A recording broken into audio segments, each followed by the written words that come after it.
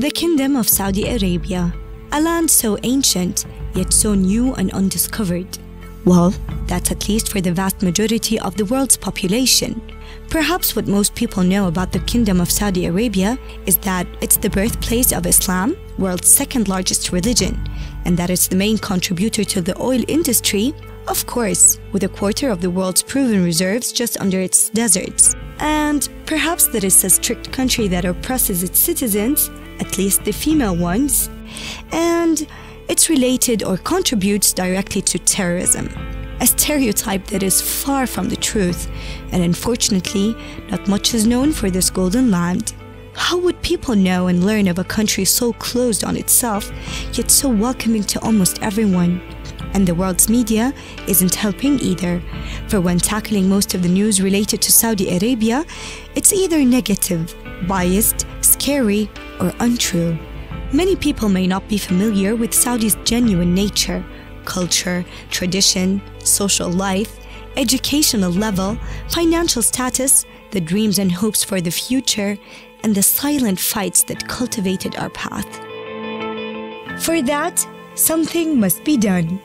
Iodine, a strategic communication business, has came up with an educational program in collaboration with King Faisal's Foundation for Research and Islamic Studies at GatewayKSA.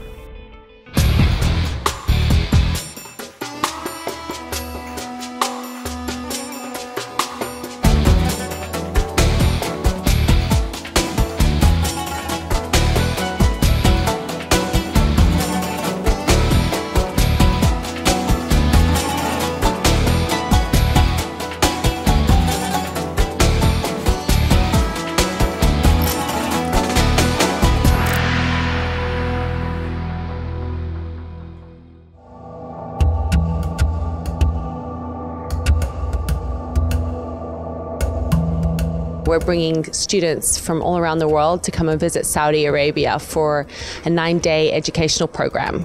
I'm really passionate about this project simply because I think there's a big misunderstanding and misconception about the country, and I think when people actually come and visit Saudi, they realize there's so much more to it, and it's so different to what you read in mass media and all the fake news that's out there about the country, that experiencing Saudi firsthand is the best way really to really get to know it.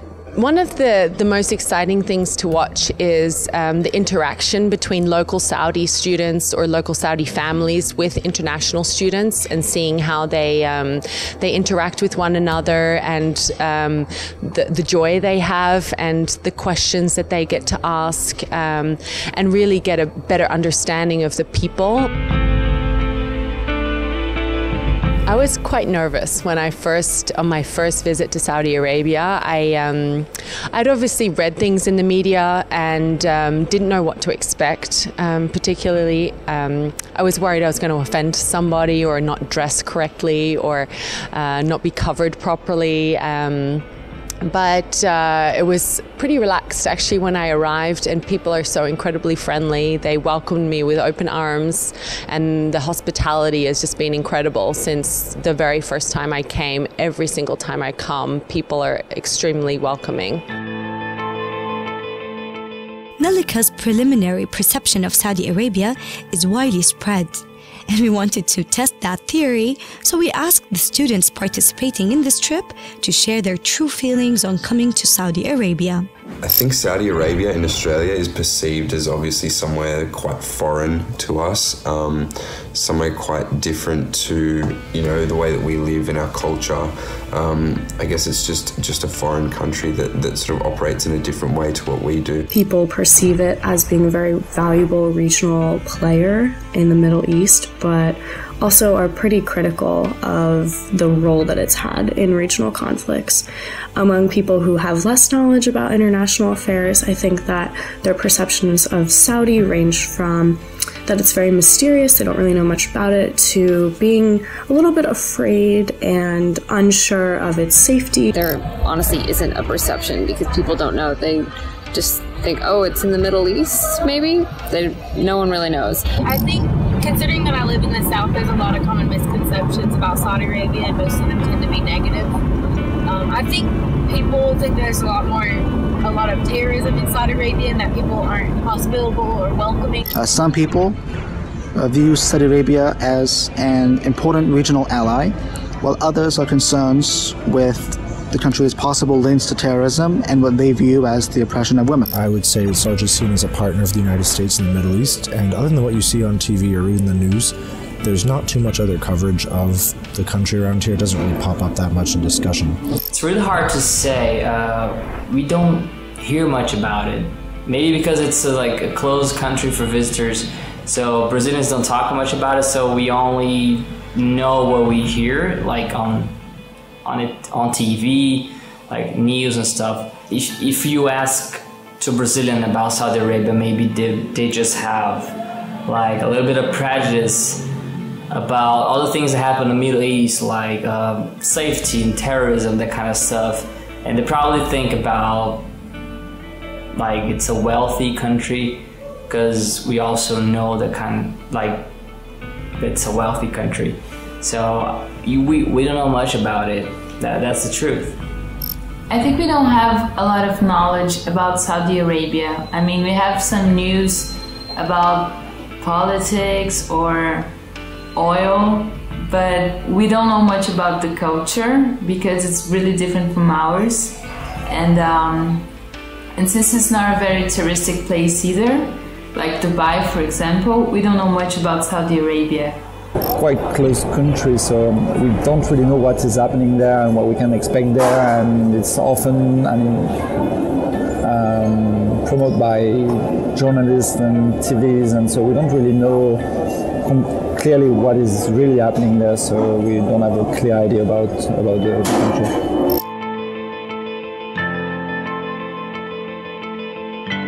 The thing that I'm most worried about when visiting the country is sort of the fear that I will offend someone or do something that's considered offensive over there, but to me might seem completely normal. I'm kind of worried about not being able to speak the language and what that's going to be like. Honestly, I'm worried about customs. I've heard such horror stories about people getting things confiscated or just other things happening that are not very fun or savory, so that's what I'm worried about. It's also been a while since I've taken Arabic. I studied abroad in Jordan, so just worried about my Arabic not being up to par and feeling guilty about it, because after 3 years I should know more than I probably do, but that's okay. I'm excited to visit the birthplace of Islam because I am fairly passionate about Islamic studies, but of course I'm also concerned about being introduced to a foreign culture which is very different from what I'm used to and that I'm not accustomed to. Since I visited other times, I know that it's not like as dangerous people say, and I really like the whole region. So I think the only thing we should be worried about when we travel there, maybe it's just safety. Probably how I'm gonna be treated as a woman, because we hear a lot about how different it is for women and men, how there are different entrances at public places, how women can't talk to men, and I'm not sure I'm gonna follow the rules correctly. The main thing I'm worried about coming to Saudi Arabia is the security. As you know, I live in Paris and we were a victim of some big attacks a few years ago, so security is always my main wonder when I'm traveling abroad. So we have a jam-packed schedule, a program that is designed to take the students on a 9-day educational trip, allowing them to explore Saudi Arabia from a cultural, political, educational and economical perspective. So let the trip begin.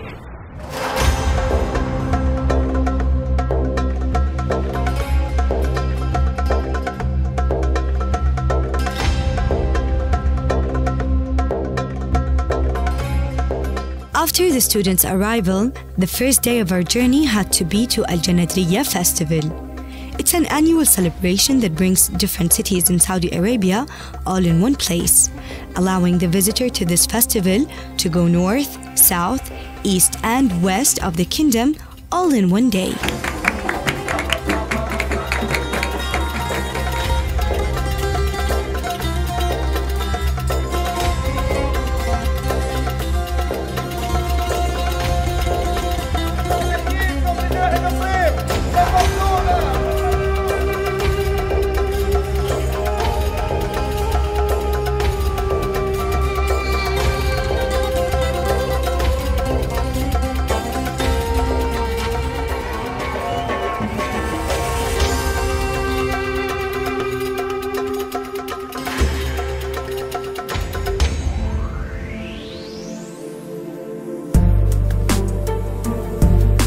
The guests got a wide introduction on Saudi Arabia's culture, our customs, our traditions, our music, and our food.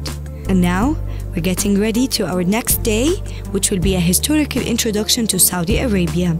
And for that, we're going to Al-Masmak Fort and the old city of Ad-Diriyah, Saudi Arabia's first capital, and now is a UNESCO World Heritage Site.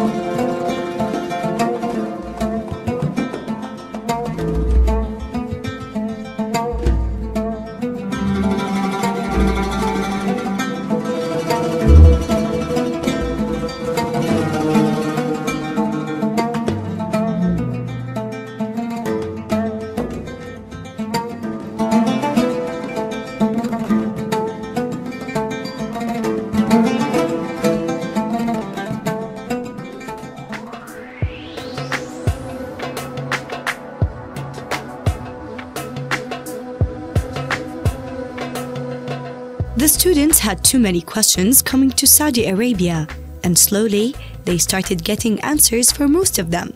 However, one of their main concerns were related to political matters, so we had to pay a visit to our gracious host, Prince Turki bin Faisal, the chairman of King Faisal's Center for Research and Islamic Studies, who opened both his heart and home to the students. GatewayKSA is actually the project of a young lady from Australia who's of Dutch origin. Her name is NileSat, and she had some friends who visited the kingdom as students from Harvard University a few years back. And she heard so much from them about their visit and how much they enjoyed it, that she decided to come to the King Faisal Center for Research and Islamic Studies and propose that the center invite students from many universities around the world to come and do a trip in Saudi Arabia. Not only to get to know in terms of touristic attraction, but also to engage with the Saudi people, the Saudi culture, and the Saudi way of life.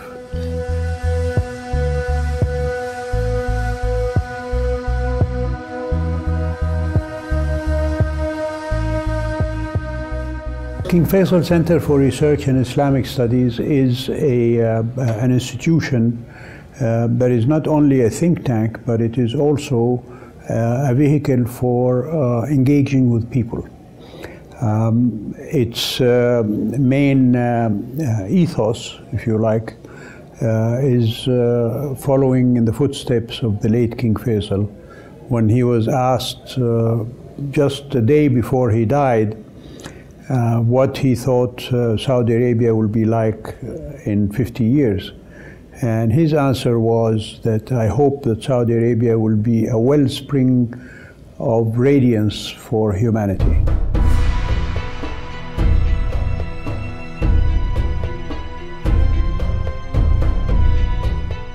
Prince Turki Faisal was so open in tackling and discussing two controversial files that face Saudi Arabia in the Western world, Yemen and Iran. Briefly, in the last 5 years or so, Yemen went through the so-called Arab Spring, beginning in 2011, and the kingdom with her GCC partners that are Qatar, Bahrain, Kuwait, the UAE, and Oman, worked with the Yemeni government and the international community through the United Nations to establish to end the civil war that started in 2011 and begin a reform and resettlement program for Yemen. And it's not just on issues of rebuilding infrastructure, but equally importantly is to meet the human needs. One of the parties to the Yemeni political makeup are called the Houthis. The Houthis are a derivative of an Islamic sect, the Shia sect, but a very particular derivative of it, a very small minority within it, but they have very strong links with Iran.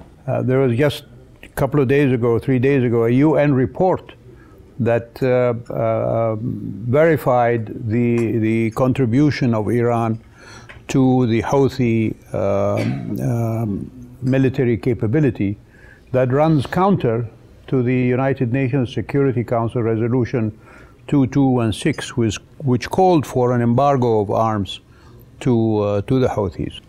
One of the first statements made by Khomeini when he came to power in 1979 was that he would like to see that all the Shahs in the area deposed, like he succeeded in deposing the Iranian Shah. And of course he considered the King of Saudi Arabia as a Shah or a king. So we've been living with that attitude from Iran since 1979. The point I'm making is that we're bound by our geography. And so we have to deal with these issues because they affect us directly. And we're much closer to these events than Europe or America or Australia or Brazil. So their impact is very much more immediate on us than it is on other places. And that's why in taking actions to meet these challenges that we have around us, sometimes we have to do it in a manner that seems unexplainable or perhaps a bit rash or unprogrammed. After Prince Turki Faisal's political talk, we had dinner and we got ready for our next stop in the cities of Saudi Arabia, which was Al-Ula.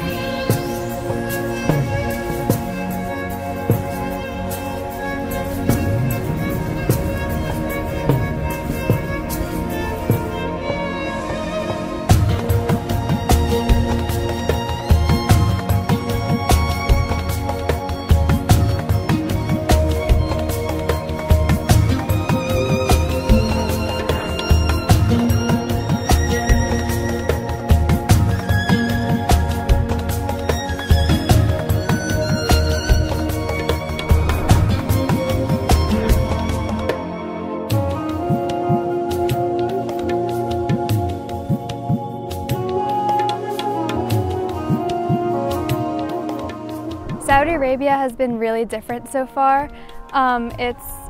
It's far different than what's portrayed in the media or even in textbooks. It's always portrayed as very political and people don't get along and they're not very nice to foreigners, but so far I've had a great experience. Everybody has been really kind to me and really hospitable and excited to welcome me as an American to Saudi Arabia. At first I was really nervous about coming to Saudi Arabia. I think that when I told my friends, they were afraid, they were a little bit scared for me. They told me not to wear anything colorful, that I should just wear a black scarf and an abaya all the time, but that hasn't been the case at all. Right now I'm wearing a blue abaya and a white scarf, so it's been really fun, and just seeing the different fashions even is far different than what I had expected. I have to say it's a lot different from what I expected. Personally, I thought before coming to Saudi that it was a very conservative country with a lot of rules that really people were not allowed to break, and in that sense I've had my mind changed in that I see women who don't have to wear a niqab all the time. I see women in jeans. I see women who are far more open with showing their faces in public than I think is perceived oftentimes in the United States. And just as a country in general, I think it's a lot different in that the perception of it in the United States is that it's modernizing, but there's a lot of room for it to grow, whereas coming here, I think I see a lot of similarities between the structure of the cities, the way that they're built, and the similarities in urban areas as well.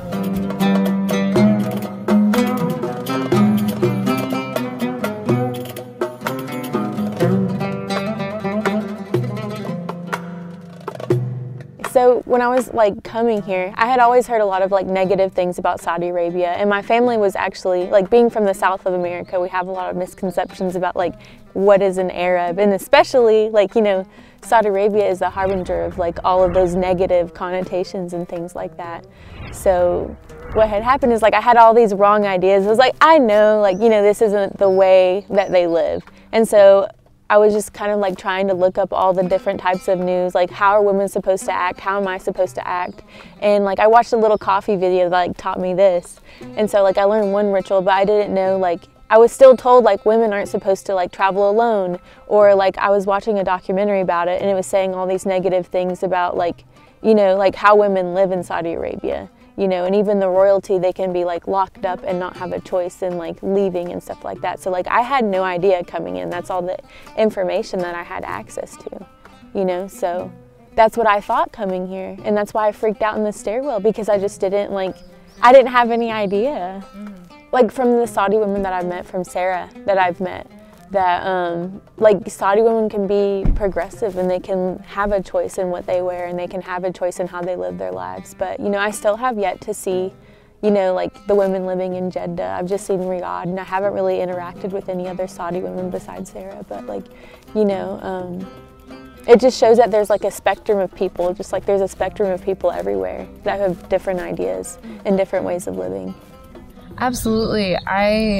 Last night I got to meet a band of girls called Smile, and at first I was kind of I was really interested, and I saw them doing their dances and it was very cute, but then it made me think they were in these very cute outfits, but I wondered at what age are they expected to cover up more, or at what point does that tradition become part of their life, because it looks like maybe their moms who were with them were wearing a niqab. So that was one question that I have is what age does that come about? I think one thing we were wondering is definitely about choice, whether these women have the option to do those things, and I feel some women have, but something that Sarah said made me have another question, in that she was saying that if your family wants you to wear niqab and your husband wants you to wear niqab, then there's a problem, but she never mentioned what if you don't want to wear niqab. So I was just curious about I feel maybe some women have that choice, but I was wondering, do all women have that choice?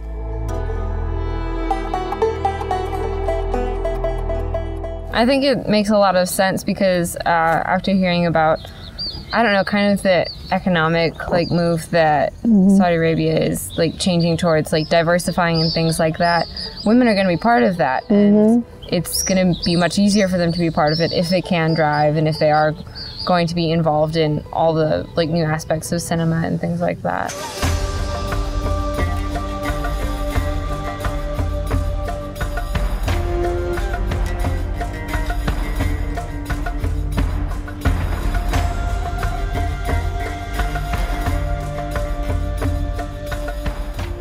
In Al-Ula, the students got an in-depth insight on Madain Saleh, the world's second largest Nabataean city. It's both magical and enchanting, a well-preserved city that tells the story of an ancient civilization. And now, King Salman decreed it to be established as a major touristic attraction.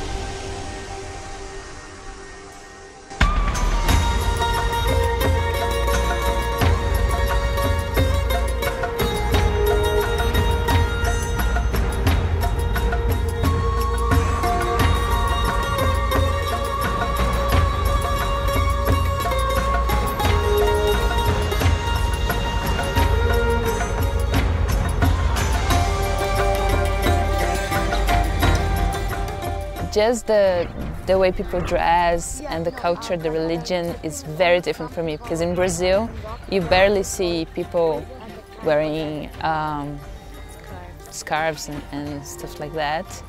So it is very different. I'm getting used to it already. I don't think it's that strange. When I first arrived, I was kind of shocked, but I'm getting used to it, yeah. Today I talked a lot during lunch with Sarah.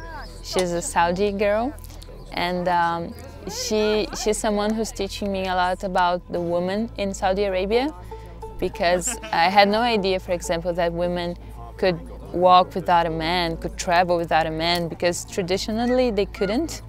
But I mean, she went to Canada to study alone, so I'm seeing that I had a lot of stereotypes that I'm breaking. And I think this is the most thing I was interested about, women in Saudi Arabia. So that's what I'm keep asking everybody about it. So I'm enjoying this discovery.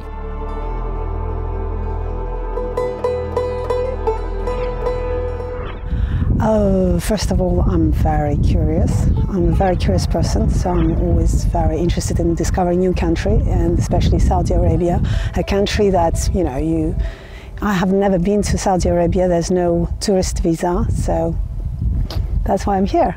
And it's just a perfect set for a film. It's amazing. I have the impression to be in another planet, or maybe in another world, or another century. It's magical.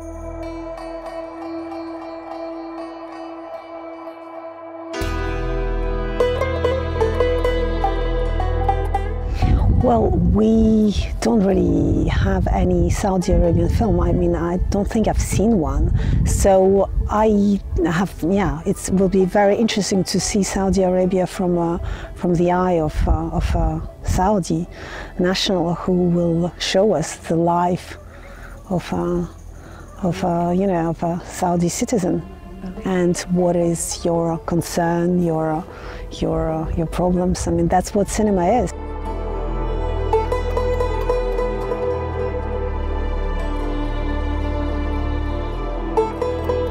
It's a view of a person, and its own perception. So it doesn't mean that, you know, some perception it's the country. So even if I'm sure you see American films or French films, you might see something French or American, but it's still through the eye of the person who's making the film. So.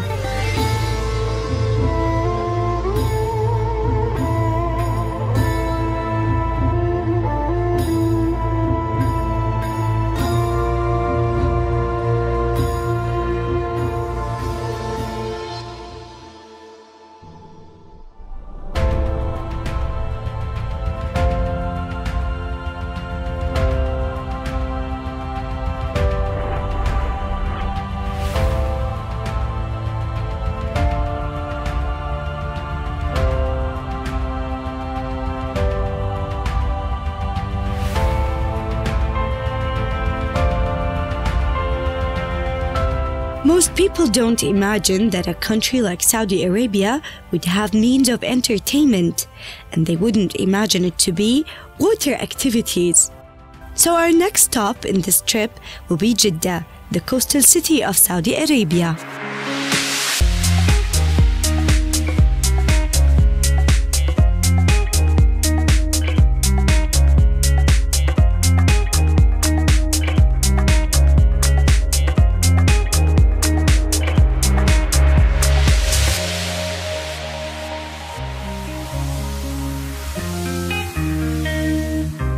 First time in Saudi? First time in Saudi, yeah, never been here before, and it's definitely exceeded my expectations, I think. Really? That's definitely nice to hear from someone coming from down under. Not what I expected. Yeah, no, there's definitely a lot of similarities, especially today going out on the boat, just having like a good time with the locals and swimming, doing activities. It's kind of like being at home during summer, so it's really nice. Mm-hmm. What else have you seen in Saudi so far? I've heard you're on a filming trip, you're doing some film production? Yeah, so me and my friend Jack are out here creating some content with Gateway. We've been doing a lot of aerials with drones, just a lot of like normal shooting and filming.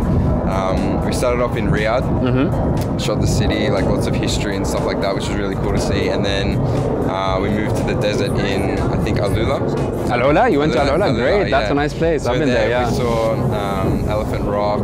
Great. Went camel riding, did all sorts of stuff. So I think for me that was like my favorite part, getting to go off-road, four-wheel drives, like adventure, just seeing things that I'd never seen before in my life. So like for me, I didn't know that existed, and it was crazy, especially all the ancient tombs, going in and seeing in Medina Saleh, you mean? Seeing all the ancient architecture just in the middle of nowhere was crazy. So for me so far that's been my favorite part, and then obviously today was amazing as well, going out in the water. So yeah, it's been amazing so far. So your expectation versus what you've seen. People think usually of Saudi being a little bit isolated, the living style. Yeah. So you've seen some of us. Definitely, I think. What do you think? Yeah, I think definitely before I came, I thought Saudi was a bit isolated, mainly because one, I'd never been there, and two, it's just a long way from Australia where I live. But after coming here and seeing the people, seeing the area, meeting people from different communities, it's definitely not the case. It's much like anywhere else I've been in the world, which is amazing to know and experience, and something that I hope to share with other people as well. Any food you liked specifically? I love the food here actually. Like I have a lot of Lebanese friends at home, so the food is kind of similar. Lots of hummus, bread, salad, stuff like that. So yeah, it's really good. On your next dinner out, you gotta try madfoun. What's that? Madfoun, that's meat done with rice, and it's done under high pressure. No way. So it's very, very soft meat. Amazing. You gotta try. That's typically local. I'll write it down. I'll make you gotta try that out. Yeah. All right. Perfect. Great. As we go further in this trip, the students start changing a lot of their stereotypical views of Saudi Arabia. But one stereotype will not be changed unless the students talk with the locals, women's rights.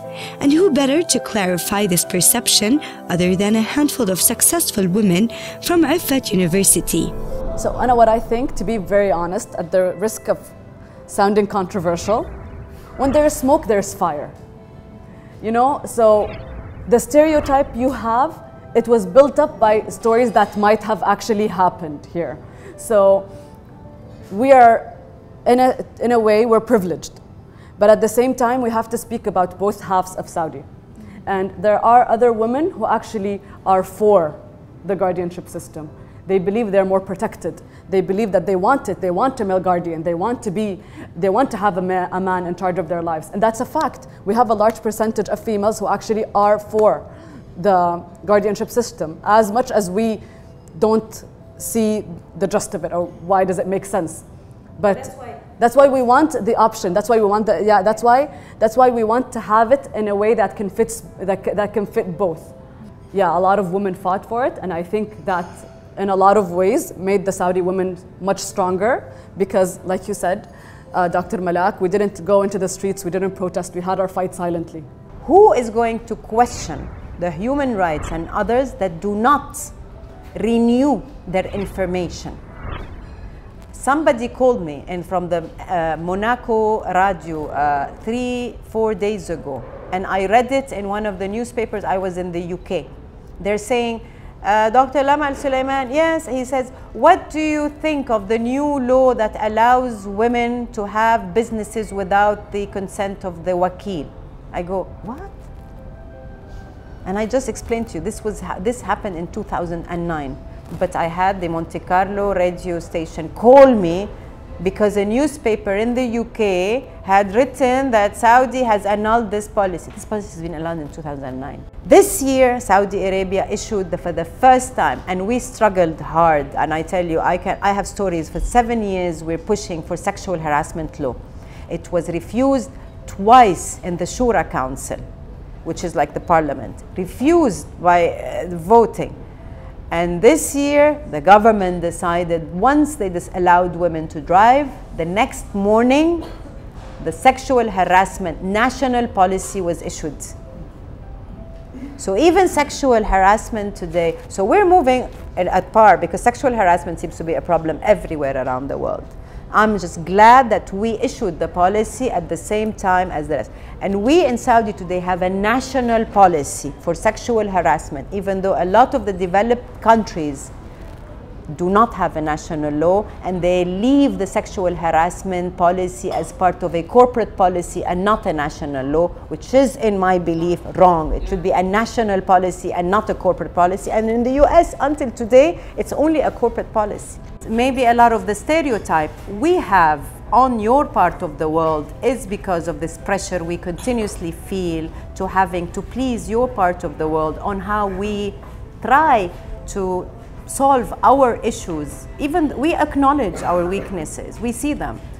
And maybe we're slower at actually evolving and finding solution for them, because I think the situations we are living are very unique.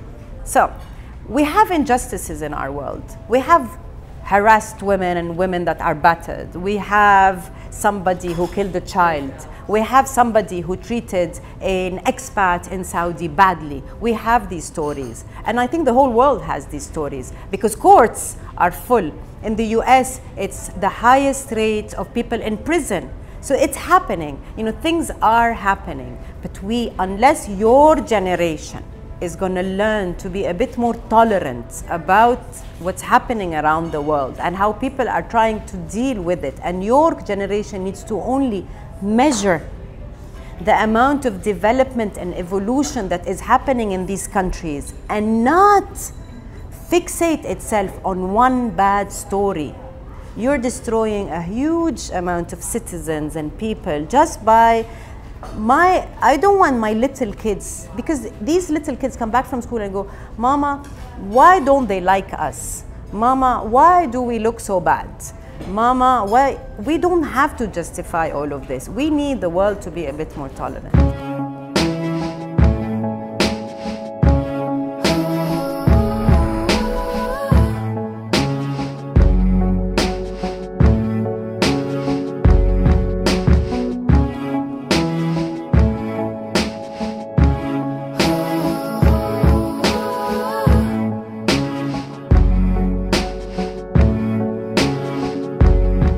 After meeting with Arabsat University's ladies, our next stop was an in-depth view of the kingdom's educational level, the brains that will build the future not only locally but internationally. So we had to go to KAUST, King Abdullah's University of Science and Technology.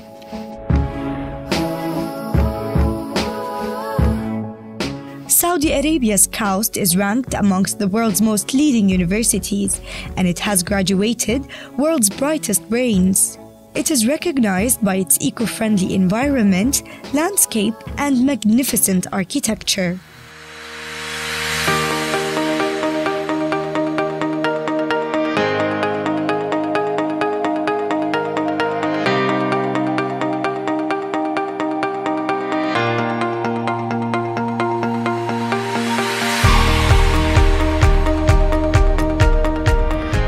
The message of KAUST has always been, we are a global institution, a global university focused on research and focused on education. Yes, it's global, but it's rooted inside Arabia. So it is a Saudi Arabian university, but attracts the globe to come to one place, to study, to learn, to work together, and show the world that the world can be together and can live together and can work together for the betterness of humanity. I'm sure you already heard we have students from all over the world, over 70, 80 nationalities, and that's maybe one of the largest global diversification of students in one institution. And that diversification and global is part of the DNA of KAUST, and that's why we always look for attracting people like yourself. And we look at every student here as a graduate student and as a project for making that person the future scientist of the world. We love to dream of every graduate of KAUST when they leave this campus, whether they stay in the kingdom or go back home or go anywhere, they are there to speak about KAUST, and they are there to be ambassadors for how advanced a new design of education and research and science is being conducted. A global institution that focuses on education to help change the world and create a better future. This has been the objective of not only KAUST, but also the leaders of Saudi Arabia, and it has been declared clearly through Vision 2030, a roadmap to self-create, optimum education, and full use of all Saudi's resources. Our next stop was a visit to Dammam city.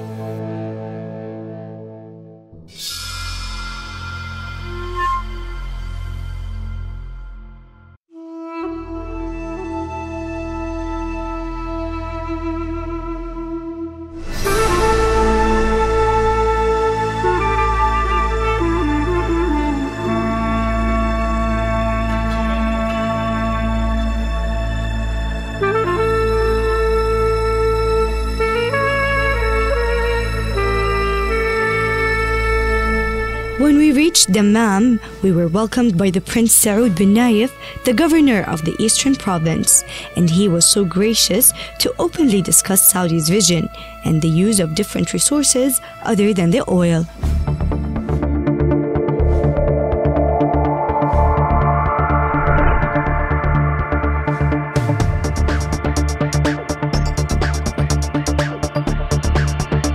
After visiting His Royal Highness, we head to Aramco, Saudi Arabia's national petroleum and natural gas company. We walked around and met experts who talked about the production of the oil and its industry.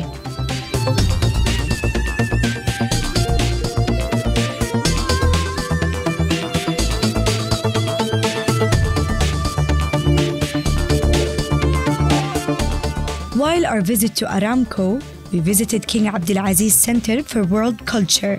It's an all-purpose cultural destination that has an environment that promises the visitor a transforming experience in the world of knowledge.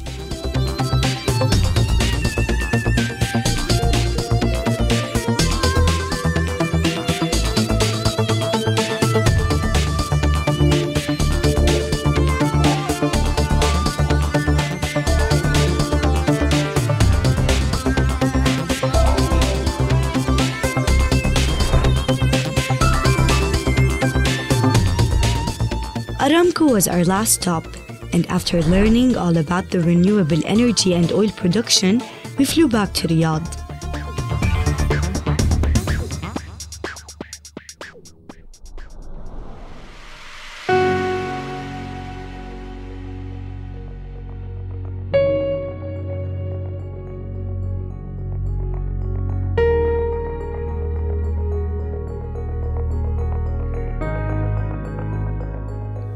The students made a lot of memories coming to this country. They actually enjoyed their time. They learned new culture, changed some negative perceptions, and had hopes and dreams along with the people of this country.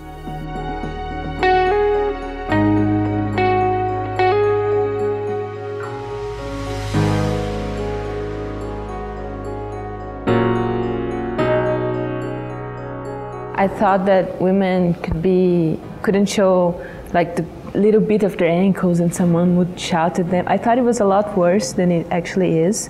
I think that the news that I had from Brazil were things that were happening like 20 years ago, 10 years ago, and I see that things are changing. From my perspective, I didn't know much coming in to the country. I think you obviously had like studied a lot more about the country and stuff like that. I'd only kind of seen what the media portrayed the country as and like stuff like that. So I had a few concerns and I wasn't sure what it was going to be like, etc., etc. But after coming here and like seeing everything, meeting the people, experiencing the culture, like that's obviously changed a lot for me. I was very worried about security matters and about human rights appliance. I mean, everywhere in the daily life, and I was quite surprised from the very beginning of my trip, since I arrived at the airport of Riyadh, about the contact I could get from people I would meet, especially starting, as I said, at the airport with the guy from the immigration who started to speak to me in French and very welcoming with me. That was my first Saudi Arabia at the moment? Well, before Saudi Arabia, coming here, I didn't really know too much about it. I always connected it, being an American, it's always connected with our war in Iraq and Afghanistan, and I always thought of Saudi Arabia as being connected with that and kind of a warlike state.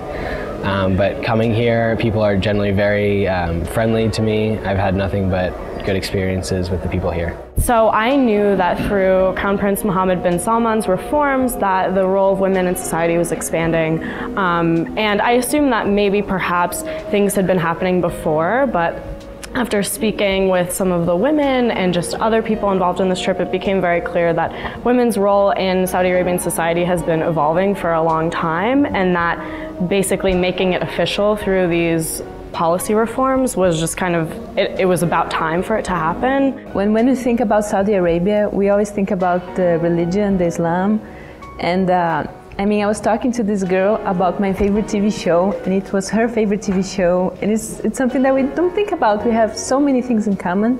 We don't think about that when you think about a different country. Honestly, the Women's Forum kind of blew my mind, and it's because I had been reading up on Saudi Arabia before I came, because, you know, that's what we do. We try to, like, you know, figure stuff about the country we're going to visit so we're not ignorant. And the stuff that I found were found to be just not even true, completely false, or I was led to believe, like from what I was reading, and I was trying to read things that were like accredited and unbiased. It was just talking about how like women didn't have rights, and it was I met women who had like represented themselves amongst men, or women who don't even have to have like a male's permission except for their passport every 5 years to travel. So like everything that I had seen and everything that I had read like was just proven to be false, you know. But what's interesting to me is that I did get all of my questions answered, and I was able to ask every question that I wanted to ask on this trip. Yeah, I found it really inspiring to meet with some of the women, especially the one woman who had worked in her local council as like a magistrate. I thought that was really interesting that she had done that, and even hearing personal stories about how excited they were to finally be able to drive and obtain their driver's license. And also something that I didn't know was how much had been going on behind the scenes, even without influence from Mohammed bin Salman and other governmental representatives, that it wasn't just the men in government pushing for these rights, it actually came from the women who were really pushing for years and years to change things in this country. So it was really inspiring to see how much they had achieved.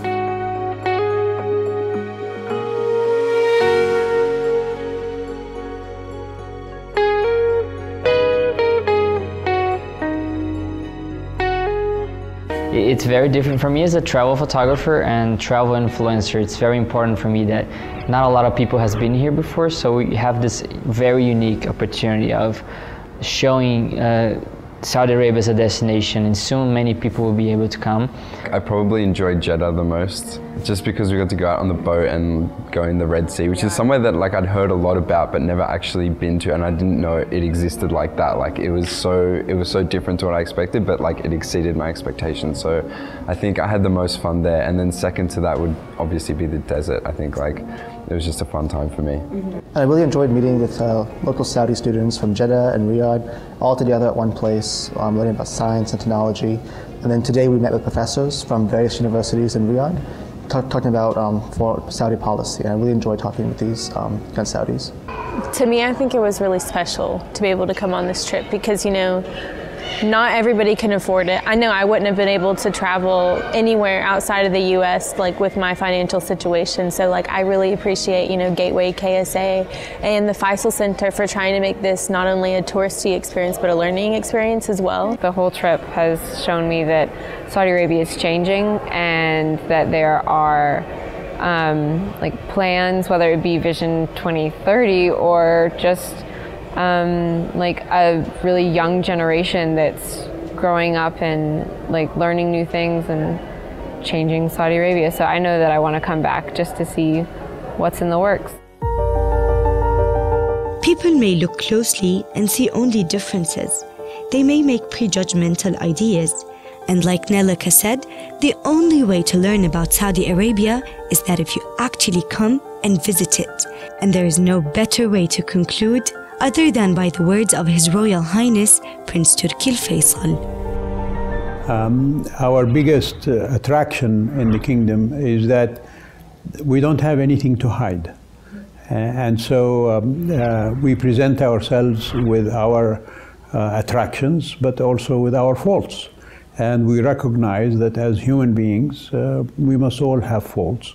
We try to rectify them when they're pointed out to us, whether by friends or by enemies.